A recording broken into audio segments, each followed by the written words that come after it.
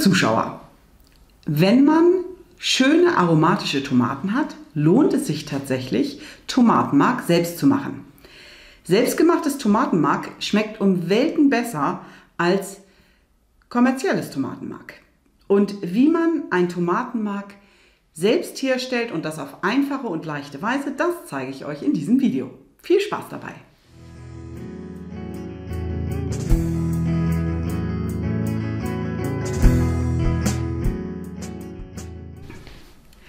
Das Tomatenmark, über das ich jetzt erzähle, habe ich schon vor einigen Wochen gemacht und ich wurde ja inzwischen schlauer und habe festgestellt, dass ich besser alles, was ich mache, mit Videos, mit Fotos dokumentiere. Das heißt, ich werde jetzt wieder erklären, wie es geht und das Ganze mit Fotos untermalen, damit ihr das besser nachvollziehen könnt.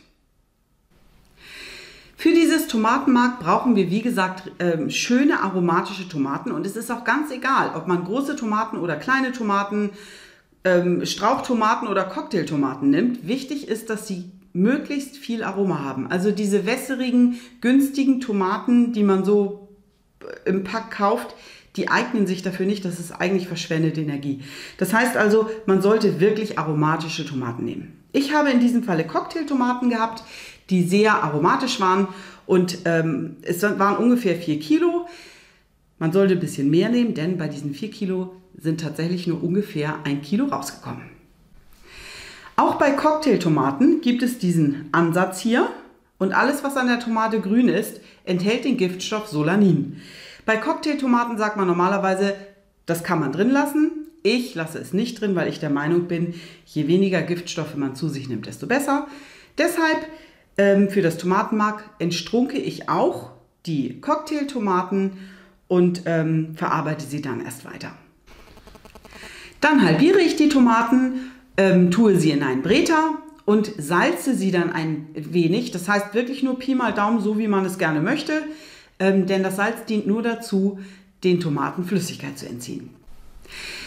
Der Ofen sollte vorgeheizt sein und da gibt es 2 Möglichkeiten. Einmal 220 Grad oder 180 Grad. Bei 220 Grad dauert der gesamte Reduziervorgang ungefähr 1,5 Stunden und das nutze ich immer, denn so gibt es bei den Tomaten oben eine leichte Röstung, was dann auch Röstaromen verursacht, was schön ist. Macht man es bei 180 Grad, dauert es ungefähr eine halbe Stunde länger. Das geht natürlich auch und dann hat man keine Röstaromen.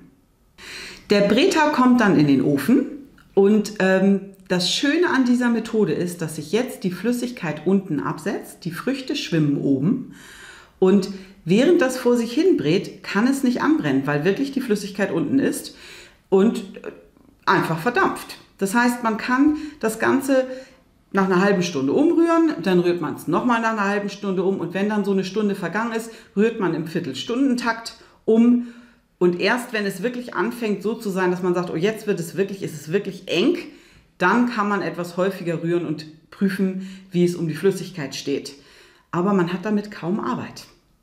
Am Ende des Reduziervorgangs sollte man prüfen, wie es um die Flüssigkeit steht. Wenn man geht damit einfach mit einem Löffel durch die Masse durch und dann wird man sehen, ob die Flüssigkeit nachläuft oder nicht. Und das kann man jetzt selbst bestimmen, wie flüssig oder nicht flüssig man das Mark haben möchte. Wenn noch ein bisschen was nachläuft, wie man hier sieht, wird es nicht ganz so fest, kann man das machen oder man lässt es da noch etwas drin, bis man wirklich kaum noch Flüssigkeit hat. Das sieht man hier und dann ist das Mark eben etwas fester. Der Schritt, der jetzt kommt, den kann man sich sparen oder auch nicht. Ich habe es in diesem Falle gemacht. Ich habe das ganze Mark durch ein Sieb gedreht, sodass die ganzen Kerne und die ganzen Schalen rausgehen. Dann wird das Mark natürlich schön weich und gefällig. Normalerweise muss ich allerdings sagen, mache ich das nicht, denn ich mag die Stücken immer ganz gerne da drin und ich mag auch die Konsistenz mehr, wenn man die Masse einfach so nimmt, wie sie ist und sie einfach püriert. Natürlich sind dann die Kerne in zerkleinerter Form noch drin, aber das hat manchmal auch was für sich. Aber das kann man selbst entscheiden, wie man es mag. Wenn man das Mark durch ein Sieb gedreht hat oder püriert hat, ist meistens die Temperatur von 80 Grad nicht mehr gegeben. Das heißt, Wenn wir das Mark abfüllen, muss es nochmal erhitzt werden. Das kann man entweder so machen, dass man es nochmal im Topf erhitzt und heiß abfüllt, wie auch bei Marmelade.